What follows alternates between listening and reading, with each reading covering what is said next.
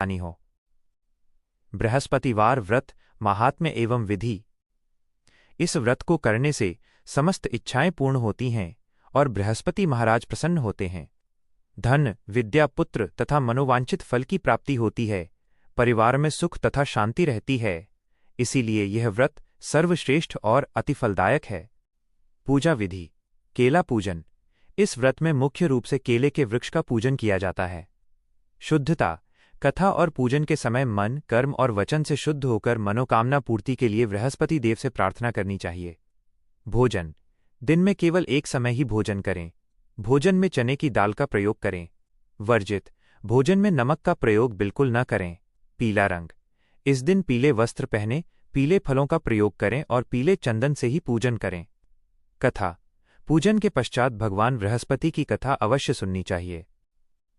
बृहस्पतिवार व्रत कथा। प्राचीन समय की बात है। एक बड़ा प्रतापी तथा दानी राजा था। वो प्रत्येक गुरुवार को व्रत रखता एवं पूजा करता था। ये उसकी रानी को अच्छा न लगता। न वो व्रत करती और न ही किसी को एक पैसा दान में देती। राजा को भी ऐसा करने से मना किया करती। एक समय की बात है कि राजा शिकार खेलने वन को चले गए। घर पर रानी और दासी थी। उस समय गुरु बृहस्पति साधु का रूप धारण कर राजा के दरवाजे पर भिक्षा मांगने आए। साधु ने रानी से भिक्षा मांगी तो वह कहने लगी, हे साधु महाराज, मैं इस दान और पुण्य से तंग आ गई हूं। आप कोई ऐसा उपाय बताएं जिससे ये सारा धन नष्ट हो जाए और मैं आराम से रह सकूं।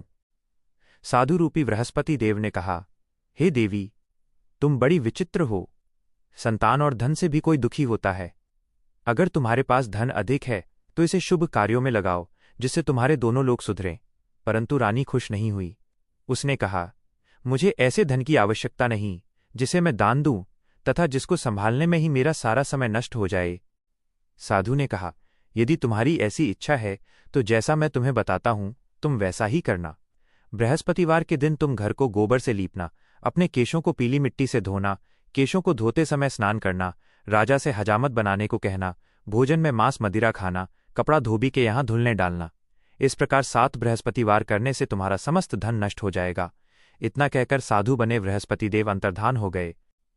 साधु के कहे अनुसार करते हुए रानी को केवल 3 बृहस्पतिवार ही बीते थे कि उसकी समस्त धन संपत्ति नष्ट हो गई। भोजन के लिए परिवार तरसने लगा।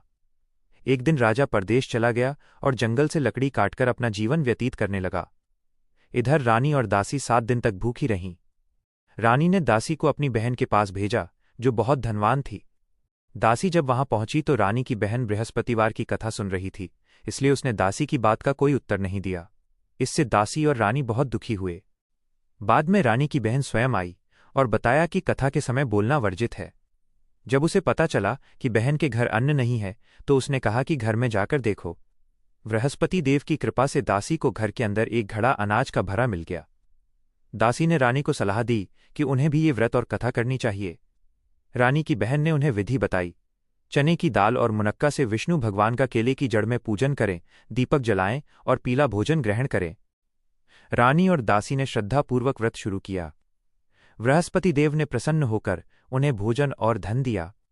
रानी फिर से आलस्य करने लगी। तब दासी ने उसे समझाया कि इस धन का उपयोग दान पुण्य, प्याऊ लगवाने, मंदिर और पाठशाला बनवाने में करें। रानी वैसा ही करने लगी और उसका यश चारों ओर फैल गया। उधर परदेश में राजा को बृहस्पति देव ने साधु वेश में दर्शन दिए और उसकी भूल का एहसास कराया। राजा ने भी व्रत करने का निश्चय किया। राजा को लकड़ियां बेचने पर 2 गुना धन मिला और उसने विधि विधान से पूजा की। एक बार राजा व्रत की कथा करना भूल गया तो उसे चोरी के झूठे आरोप में जेल जाना पड़ा। जेल में फिर बृहस्पति देव ने दर्शन दिए और उसे 4 पैसे ढूंढकर पूजा करने को कहा। राजा के ऐसा करते ही नगर के राजा को स्वप्न आया और उसने हमारे राजा को ससम्मान मुक्त कर दिया। राजा जब वापस अपने नगर पहुंचा तो रानी और दासी द्वारा किए गए पुण्य कार्यों, बाग, बावड़ी, मंदिर को देखकर चकित रह गया। अंत में राजा और रानी को संतान सुख प्राप्त हुआ और उनकी सभी मनोकामनाएं पूर्ण हुईं। निष्कर्ष, जो भी सद्भाव